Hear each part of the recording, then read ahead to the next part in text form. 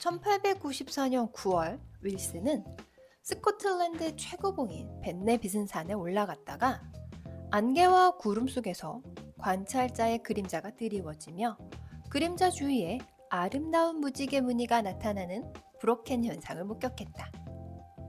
그는 이 현상을 실험실에서 재현하기로 결심했다. 윌슨은 먼저 실험실에서 밀폐된 용기 속에 축축한 공기를 팽창시켜 구름을 만드는 시도를 했는데 이 장치를 구름 상자라고 불렀다. 그러나 그가 의도했던 광학 현상을 재현하지 못한 상태에서 그는 더 흥미로운 현상을 발견하였다. 그는 물이 반쯤 담긴 병에서 공기를 펌프로 뽑아냈는데 이 과정에서 공기 중에 응결핵이 있을 경우 특정 팽창비에서 물방울이 생성되는 것을 보았다.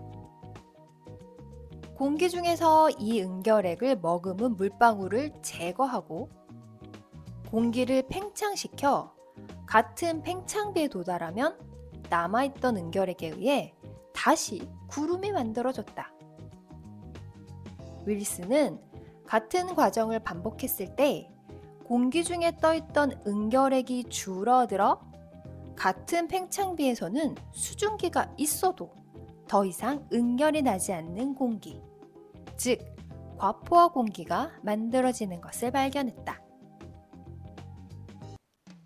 윌슨은 구름이 생기는 데 미치는 응결핵의 효과를 확인하기 위해 당시 새롭게 발견된 다양한 선들을 과포화 공기가 담긴 구름 상자에 쬐이고 응결핵이 생성되는지를 관찰하였다.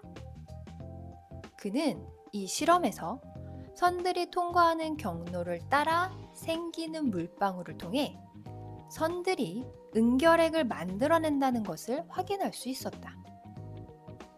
이 구름 상자에 전기장을 걸었을 때 응결핵을 머금은 물방울들이 전기력에 의해 움직이는 것을 관찰했고 이를 통해 생성된 응결핵이 이온임을 확인할 수 있었다. 실내로 음극선의 경로에 생긴 물방울들이 양극적으로 이동하는 것을 통해 음극선을 구성하는 전자가 공기 분자와 충돌해 생성된 음이온이 응결핵임을 알 수 있었다. 생성된 물방울을 전기장을 이용해 제거한 후 공기를 팽창시키면 구름이 형성되지 않았다. 이로부터 선들이 공기 중에서 진행하면서 이온을 만들어내고 그 이온은 주변의 수증기 분자를 전기력으로 당겨 물방울을 만들어내는 것으로 볼 수 있었다. 윌슨은 1911년에 개선된 구름 상자로 실험을 수행하다가 X선을 쬐인 과포화 공기에서 가는 실 모양의 구름이 X선의 경로에 나타난 것을 발견하였다. 구름 상자에 전기장을 걸어주자 실 모양의 구름이 양극으로 이동하는 것으로 보아 구름을 구성하는 물방울은 전하를 띠고 있다는 것을 확인할 수 있었다. 윌슨은 X선이 공기를 구성하는 분자와 충돌하면서 전자가 산란되고 그 전자가 주변의 수증기를 정전기 인력으로 끌어당겨 음전하를 띤 물방울을 형성한 것으로 제대로 해석했다. 다음에 윌슨이 알파 입자의 발생원을 구름 상자에 넣자 그 발생원에서 방사형으로 퍼져나오는 알파 입자의 경로에 직선 모양으로 응결된 구름 알갱이들이 나타났다. 알파 입자는 주변을 양전하로 대전시키며 진행하다 멈추는데 이때 생성된 양이온이 수증기를 끌어당겨 물방울이 생성된 것이다. 윌슨이 구름 상자 옆에 적당한 베타선의 발생원을 가져오자 길쭉한 실 모양의 궤적이 나타났다. 조사해보니 이 궤적은 음전하를 띤 입자에 의해 만들어진 것이 드러났는데 이는 베타선의 실체가 음전하를 띤 전자라는 사실과 일치했다.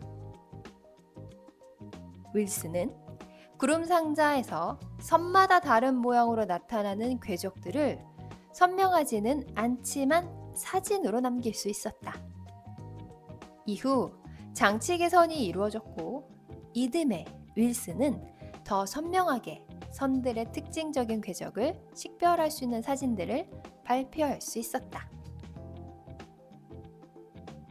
구름 상자 속에서 빠르게 지나가는 입자가 주변을 이온화하면서 남기는 독특한 궤적을 통해 입자의 정체를 파악할 수 있다는 것이 알려지자 구름 상자는 입자 물리학의 표준적인 장비로서 널리 활용되기 시작했다.